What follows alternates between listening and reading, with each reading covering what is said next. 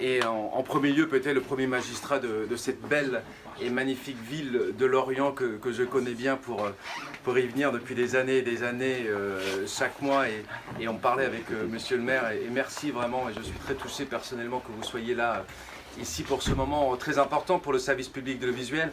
Je voulais vous remercier l'ensemble des élus mais aussi les représentants des autres services publics. Évidemment je parle de la police nationale, la gendarmerie nationale avec qui nous travaillons vraiment en étroite collaboration, que ce soit à Rennes, à Brest ou ici à Lorient. Sans vous, on n'y arrivera pas non plus. Et je pense qu'on est nous aussi dépositaires aussi des missions du service public et que globalement l'audiovisuel public aujourd'hui de France 3 essaie de se redéployer aussi sur le terrain. Et c'est aussi pour ça le sens de cette visite, de ce déménagement. France 3, c'est pas... voilà, France 3 ici à Lorient, c'est une longue histoire qui a démarré en 1993. On est installé depuis déjà un petit moment. Je crois qu'on n'était pas très loin, monsieur le maire locaux. Voilà, ça faisait 41 mètres carrés. Ici, là, on gagne 30 mètres carrés, c'est déjà ça. Donc on double presque la superficie pour l'ensemble des salariés ici. Pourquoi on a voulu s'installer d'abord ici ? Parce que c'est le port et ici il y a un pôle d'activité qui est extrêmement important et tourné vers la mer. Et ça pour moi c'était essentiel que cette ville comme Lorient puisse se tourner vers la mer. Je sais que ça n'a pas toujours été le cas et moi qui viens de Brest aussi, donc j'ai toujours des comparatifs avec cette ville de Brest. Il y a quelques analogies mais aussi quelques différences et je m'aperçois à quel point Lorient a pris ce tournant, de faire en sorte de ne pas tourner le dos à la mer et au contraire de s'ouvrir à la mer avec cette construction qui est assez exceptionnelle. Et donc on est très fiers, monsieur le maire, de venir ici et d'accompagner un petit peu tout ce pôle d'activité. Et on va, nous, essayer de rendre compte un petit peu de tout ce qui se fait ici en termes d'activité, mais pas que maritime.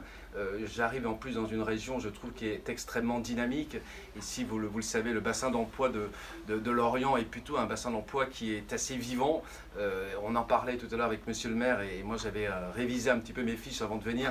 C'est vrai que ça va plutôt pas mal et c'est plutôt bien dans un contexte un peu national compliqué, un peu tendu, parfois presque agressif, de dire des bonnes nouvelles. Ça fait du bien aussi. Et de dire qu'ici, en effet, l'emploi redémarre, qu'il y a aussi des opportunités ici qui sont prises par des extérieurs aussi à Lorient. Ce que vous me disiez, monsieur le maire, c'est que de plus en plus, il y a aussi un apport de l'extérieur ici pour des villes limitrophes comme Lorient, comme Brest, comme Saint-Brieuc. Et je pense que la Bretagne, moi, je suis très optimiste. Ce que nous souhaitons faire, nous, aujourd'hui, l'audiovisuel public aussi, c'est d'être le plus présent possible sur le terrain. Et ce que je vous dis, c'est qu'on va globalement donner plus de moyens dans cette identité lorientaise. On va doubler les équipes de journalistes, où on sera encore plus avec vous, à vous accompagner dans votre travail au quotidien, et notamment, évidemment, et ça c'est vraiment notre, on va dire quoi, notre objectif principal, c'est celui de répondre aux attentes des téléspectateurs.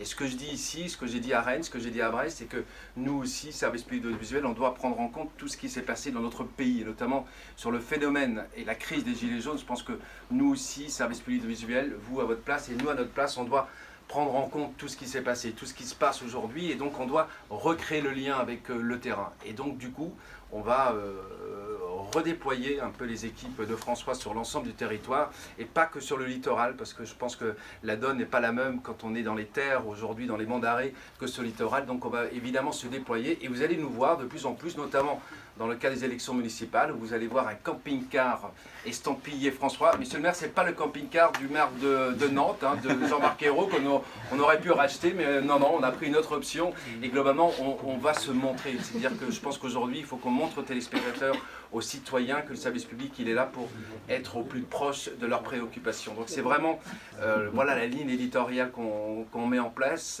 la nouvelle. J'espère en tout cas qu'on va se revoir, qu'on aura des relations évidemment ici les plus étroites possibles avec vous. Je vois les journalistes, je ne sais pas où ils sont, Stéphane, vous êtes tous là, voilà. Je voulais vraiment vous dire que vous avez maintenant un bel outil pour travailler et remercier évidemment toutes les équipes de François Gascoigne qui ont permis finalement aujourd'hui ce qu'on soit ici tous réunis. Bastien, je ne t'oublie pas non plus évidemment. Merci à vous d'avoir travaillé avec toutes les équipes et je sais que vous avez travaillé d'arrache-pied pour que tout ça soit fait avec les équipes sur place, qui est aussi ma méthode de travail, c'est-à-dire qu'on fait les choses avec les gens, avec un objectif, une méthode et il y a un calendrier, ce qui a été mis en place. Et donc merci Bastien, merci aussi vraiment à toi François, je sais que ça n'a pas été compliqué.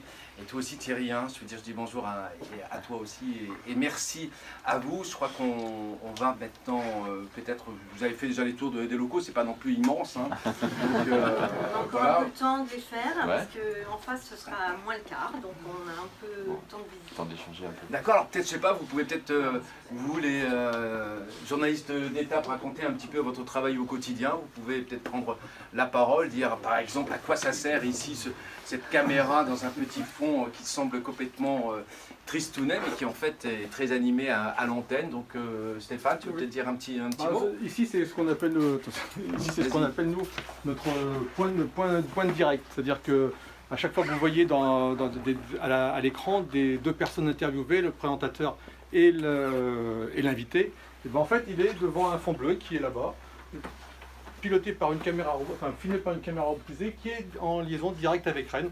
Et ça on en a dans beaucoup de centres de France 3 et France Télévisions. Donc voilà, la personne s'installe là et puis en communication directe avec le présentateur, et ça lui permet de préparer les questions, et puis pendant 2 ou 3 minutes d'être en direct avec cette caméra là. C'est juste pour l'enregistrement, normalement elle n'est pas là. On l'a mis là mais elle n'est pas là. Voilà, donc vous dire de plus, on vous a expliqué notre système d'envoi, et puis on est très content d'avoir enfin un local à la mesure de nos missions, parce que c'est vrai que là on était depuis combien, 15 ans, moi j'ai fait 15 ans dans l'autre local, ça commençait, on était un petit peu à l'étroit, donc voilà. La caméra, Philippe Boger, voilà, à qui je veux aussi rendre hommage, parce que Philippe Boger part... Moi je suis content, que je sais que les générations, les successeurs auront un bel outil de travail en tous les cas. Je suis très heureux, je partage l'avis de Stéphane, très heureux de ces nouveaux locaux.